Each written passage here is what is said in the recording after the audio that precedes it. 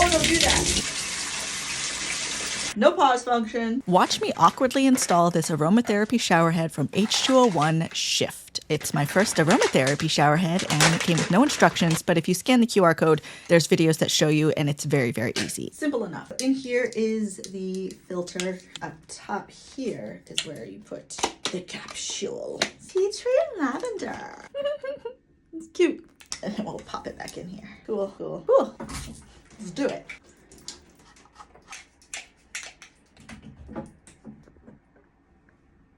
Shower head.